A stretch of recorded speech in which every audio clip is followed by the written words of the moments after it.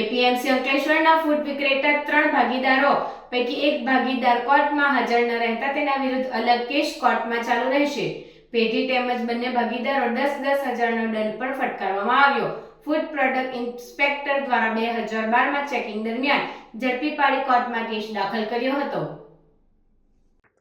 અંકલેશ્વરમાં ફળોને પકાવવા calcium carbide પ્રતિબંધિત પડીકીનો ઉપયોગ કરનાર ભરૂચવાલા ફૂડ્સ કંપનીના 2 સંચાલકને કોર્ટને 1 વર્ષની કેદની સજા ફટકારી હતી.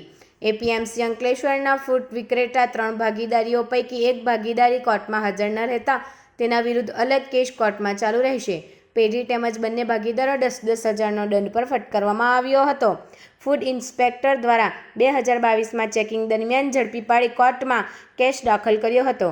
ભરૂચ જિલ્લાના ખોરાક અને ઔષધ નિયમન તંત્ર વિભાગ દ્વારા 2012માં અંકલેશ્વર એપીએમસી ખાતે આવેલ દુકાન નંબર 2-3માં આવેલ ભરૂચવાલ ફૂડ્સ કંપનીમાં ચેકિંગ હાથ ધર્યું હતું, જેમાં દુકાનમાંથી કેલ્શિયમ કાર્બાઇડ પાવડરની પડીકી મળી આવી હતી, જે ફૂડ આર્ટિકલ નથી, પરંતુ પીઆરકે એક્ટ 1954ના રૂલ 44AA મુજબ કેલ્શિયમ કાર્બાઇડથી ફળો પકાવવા માટે પ્રતિબંધ છે. છતાં 3 સંચાલકો દ્વારા તેનો ઉપયોગ કરી રહ્યા હતા, જે અંગે ખાદ્ય પદાર્થ ભેળસેળ પ્રતિબંધક ધારા 1954ની કલમ 7(5)(7)(6)નો ભંગ કર્યો હતો, જે ગુનો કલમ 16 મુજબ શિક્ષાપાત્ર છે.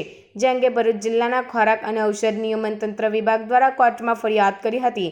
જે case Ankleshwar additional chief judicial magistrate GS દરજીની કોર્ટમાં ચાલી જતા સરકારી વકીલ શિલ્પા પટેલ દ્વારા સંયોગિક પુરાવા લેબ પૃથક્કરણની રિપોર્ટ તેમજ મૌખિક પુરાવા તપાસ કરી આ અંગે ધારદાર દલીલને ગ્રાહ્ય રાખી સજાનો હુકમ કર્યો હતો. ઇકબાલ હુસેન અબ્દુલ કરીમ દભોઇયા અને તેના પાર્ટનર મો રફીક સલીમ પિયા બિસ્કુટવાલાને 1 વર્ષની કેદ તેમજ 10,000 રૂપિયાનો દંડ ફટકાર્યો હતો. આ ઉપરાંત તેમની પેઢીને પણ અલગથી 10,000 રૂપિયાનો દંડનો હુકમ કર્યો હતો. વધુમાં ત્રીજા પાર્ટનર દિલાવર ઇસ્માઇલ હવાલદાર કોર્ટમાં એક પણ વખત હાજર ન રહેતા તેના વિરુદ્ધ અલગથી કોર્ટ કેસનું હિયરિંગ કરવાનો હુકમ કર્યો હતો.